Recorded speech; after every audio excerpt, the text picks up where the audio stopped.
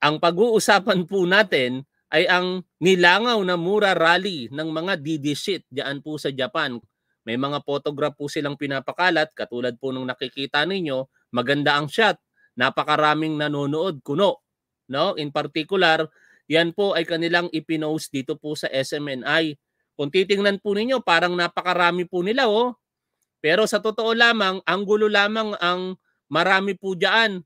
May mga panalangin pa nga itong mga walang hiya na ito, pataas-taas pa ang kamay, samantala puro muhi naman yung mga sinasabi ng kanilang mga resource person at ang kanilang direksyon ng galit patungo sa kasalukuyang gobyerno sa pamumuno ni Pangulong Bongbong Marcos at mga walang kakwenta-kwentang pananalita ang mga madidinig po natin. Tapos sasabayan nyo ng mga panalangin, mga walang hiya talaga kayo. Hindi ko alam kung ngayon pa lamang sinusunog na ang inyong mga kaluluwa sa impyerno. Pero sa post po nitong si TPL3, meron pong overview. Ito po, kita nyo naman kung gaano po sila karami. Baka hindi pa nga ito umabot ng 200. Ano? Akala ko ba marami ang mga nagmamahal kay Rodrigo Duterte, partikular sa Japan? Pero bakit nagkakaganito?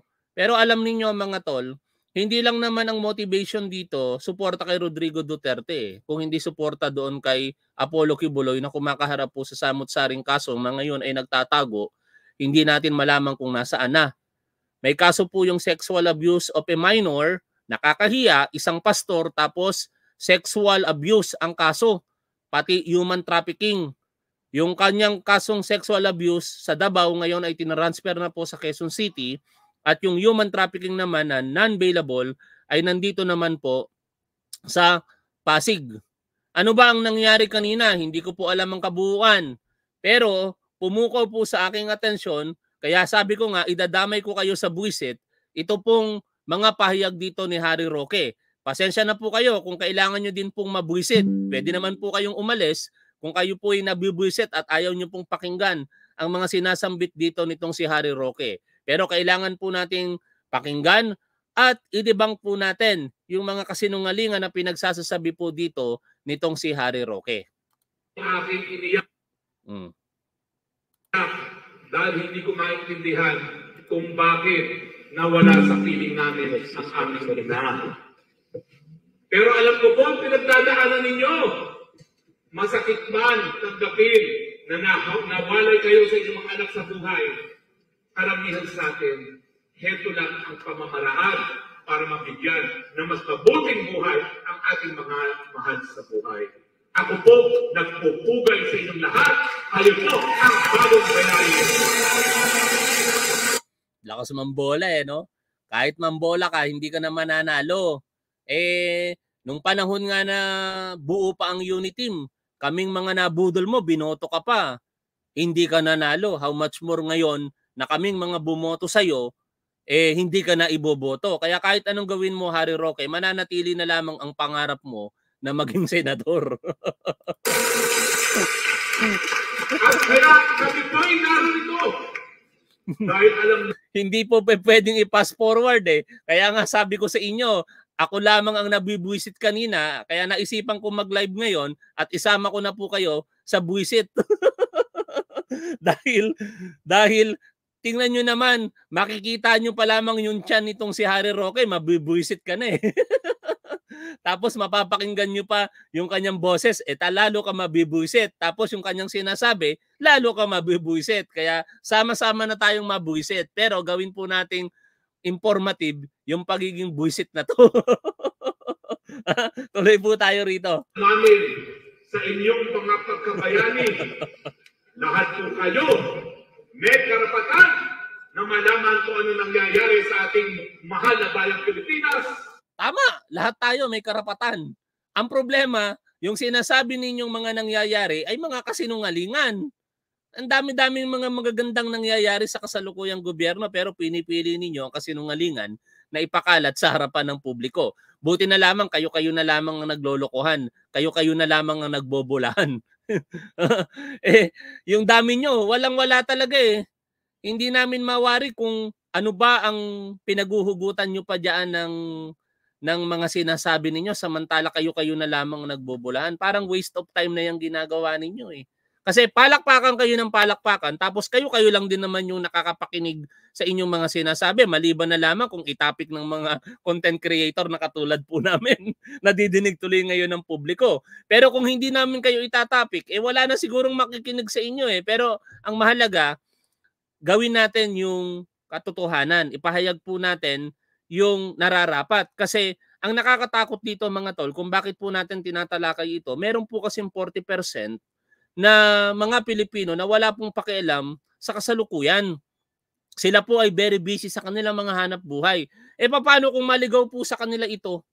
Tapos wala pong nagde-debunk, kaya sana maunawaan nyo po yun. Ano? Kung walang nagde-debunk, maligaw sa kanila ito, baka mapaniwala po sila, tapos pagdating sa 2025, bumoto sila sa mga katulad po nitong si Harry Roque. Eh kawawa naman po ang Pilipinas. Ayoko na pong maulit yung pagkakamali natin. Kasi ako, nagkamali ako kay Robin Padilla.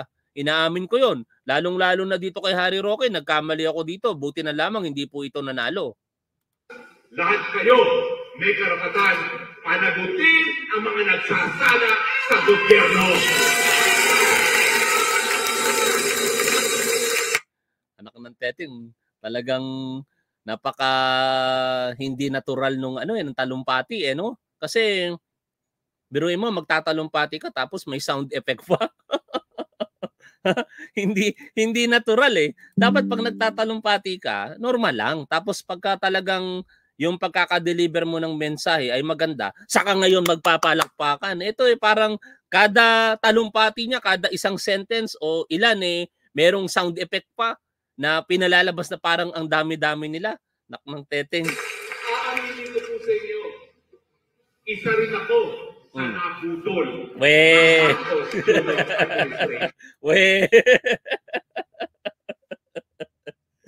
Alam mo, Harry Roque, kung sinasabi mong nabudol ka ni Pangulong Bongbong Marcos, hindi kami naniniwala eh.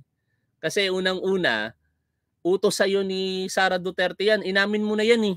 Diba sabi mo sa paliwanag mo, kaya mo sinuportahan si Pangulong Bongbong Marcos dahil ito ang kagustuhan ni Sara Duterte. Kaya wag mong sabihin na nabudol ka.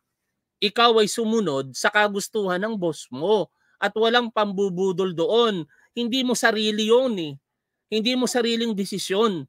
Desisyon yun ng boss mo na si Sara Duterte at yan ang sinabi mo nung ikaw ay nag-live streaming, nagpahayag ka na kung bakit mo sinusuportahan ng mga Marcos, partikular si Pangulong Bongbong Marcos, ay dahil kagustuhan iyon ni Sara Duterte. Walang pambubudol doon.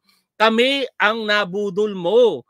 At si Sara Duterte, nabudol kami. Kasi hindi naman sa amin sinabi ni Pangulong Bongbong Marcos na iboto mo, direkta, ikaw eh. Diba? Matatandaan nyo po ba na sinabi ni Pangulong Bongbong Marcos na yung 12 senador, iboto natin? Walang ganong pahayag si Pangulong Bongbong Marcos. Ang sinasabi niya lang, uniteam. Pero hindi niya sinabing, iboto natin, partikular, itong si Harry Roque. Ewan ko kung nagkamali lang ako sa pagkakatanda ko ha. Pero kung walang sinabi si Pangulong Bongbong Marcos, ibig sabihin, desisyon namin yon. Ako, desisyon kong iboto ka dahil bahagi ka ng uniteam at akala ko makakatulong ka. Ibig sabihin, nung ikaw ay bumaklas at hindi ka nakakatulong, nabudol mo ako. Yun ang katotohanan dyan, Harry Roque. Kami ang nabudol mo. At hindi lang siguro ako nag-iisa. At marami siguro marahil sa inyong mga manunood na bumoto rin dito kay Harry Roque at nabudol na tayo. Kaya yung sinasabi dito ni Harry Roque na nabudol siya, hindi po totoo yun. Sila po ang nakabudol sa atin. Tao lamang. Magpakit nyo! 13 anyos pa lamang ako. Sumasali na ako sa mga demonstrations laban kay Marcos Sr. Dito sa anyos! Yun nga kaya wala ka talagang delikadesa. Kaya mga kapwa mo aktivista, ikinahihiya ka. Biruin mo, yan na nga yung kinagisnan mo. 13 taon gulang ka pa lamang, sabi mo, bahagi ka na ng activism. Tinitira mo ang pamilya Marcos. Tapos sa isang iglap dahil ikaw ay kinuha, inutusan ni Sara Duterte, magiging ganun na ang paniniwala mo. Kakampi ka na bigla, wala kang delikadesa. Sa bagay, kung ilang beses mong ginawa yan sa iyong buhay, ganyan ka talaga. Bakit? Kasi noong 2016 mga tol, nung kumakandidato pa lamang itong si Rodrigo Duterte, malinaw po yung naging pahayag nitong si Harry Roque. Do not vote a murderer like Rodrigo Duterte. Yun po yung naging pahayag niya. Wag daw pong iboto ang mamamatay tao na katulad ni Rodrigo Duterte. Pero makalipas lamang po ang 1 taon o 2 taon nang siya po ay binigyan na ng pwesto bilang spokesperson at yung kanyang asawa inappoint sa Pag-ibig. Aba, nag-iba ang ihip ng hangin. Biglang todo tanggol na, himod puwet na sa mga Duterte. Hanggang ngayon, ganyan po siya. O, kaya anong aasahan po natin dito? Kapag ka nakukuha niya ang interest niya, papanig siya. Pero kapag ka hindi niya nakuha ang interest niya, katulad ngayon, hindi nabigyan ng posisyon, ganyan na po ang magiging damdamin niya.